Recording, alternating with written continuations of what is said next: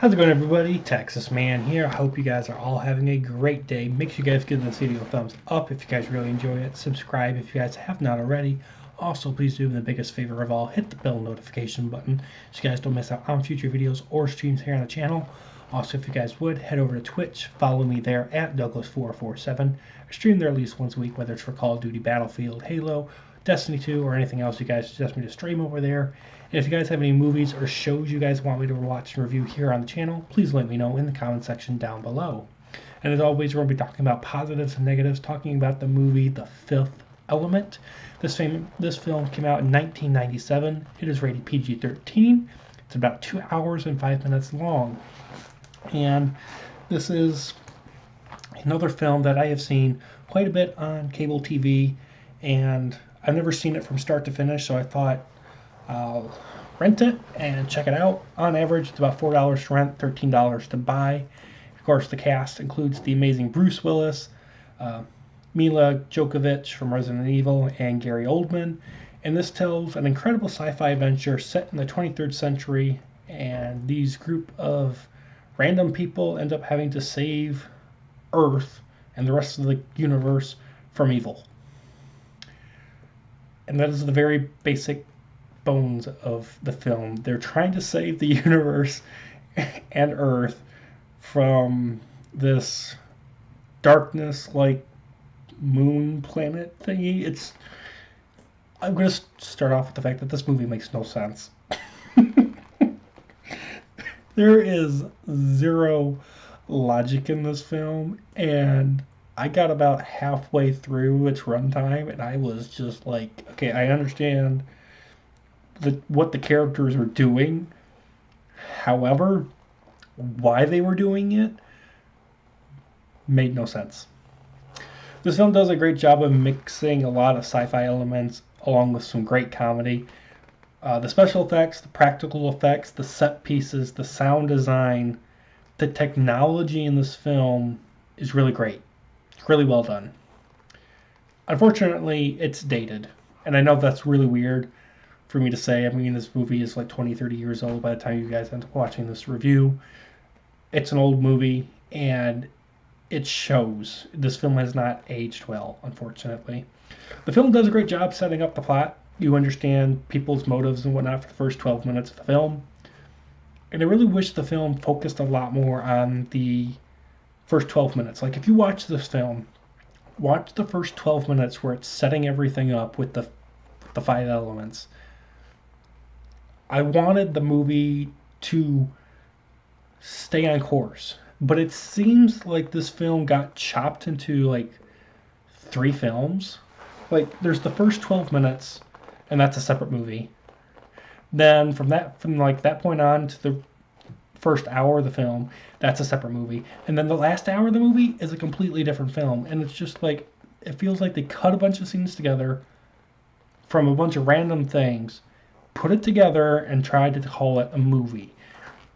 Because this film just jumps all over the place. It is a jumbled mess. Like, if you're not actually paying attention, you will get lost. You're going to be confused as to what is going on. So because of that, I think the movie suffers a lot from rewatchability. If you guys like sci-fi, you guys like some sci-fi comedy, you'll enjoy this movie. Unfortunately, it's easily forgettable. Like, I literally just watched this movie yesterday, again, for this review, and I don't have anything in it that I'm like, hey, this was really memorable. The movie's not memorable. It's not as good as people make it out to be. It might have been good when it came out, but as far as it standing the test of time, it fails. So the film just feels empty. There's nothing deep in this movie. The characters are very one note. Everyone's doing one basic thing. There's no really shock, twist, turns, or revelations. Everything's very cookie cutter. This is, unfortunately, a escape film. This is a guilty pleasure film because the plot is just very basic and simple to understand. There's also a lot of cliche moments, campy moments, cringy moments, over-the-top moments, especially the character that is doing this really bizarre TV show for the last half of the film, and I don't like the actor's performance, and I don't like his character, and him being in the movie added nothing. Like, if you literally took this TV show host out of the movie along with his three buddies, the film would have been fine. Like, they could have figured out a much better character arc to do what his character does. And honestly, they could have written the script around the fact that he doesn't exist. Like, if you took the character out, the script writers could have figured out a lot better material to have to use in order for what he does do, which is very limited, giving it to another character. The film also has way too many elements from a lot of other films that you've probably seen before, including Star Wars, Alien. There's a bunch of mummy references and moments.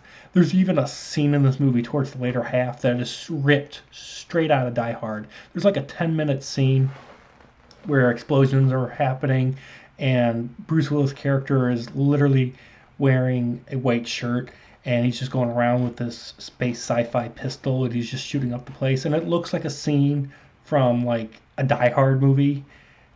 You can't escape it. And if you guys have seen this film and you guys remember what scene I'm talking about, you can comment down below and tell me if you disagree or agree. But there's just a lot of unoriginal moments constantly throughout this film. And last two things, there was this love story between Bruce Willis's character and Mila Jovovich's character, and it felt forced. Like, Willis's character is like, I'm looking for the perfect girl. And of course, Mila Jovovich's character is the Fifth Element, and she's the perfect woman. She's the supreme being. She's the perfect person. And I'm just like, okay, great. They're going to fall in love. The problem is that there is no chemistry between them. There's no real time given in this 2-hour story that allows their love story that they forcefully set up to actually happen. There's no time for it to blossom. They don't spend, these two characters, they don't spend that much time together. A lot of the film is these two main characters separated.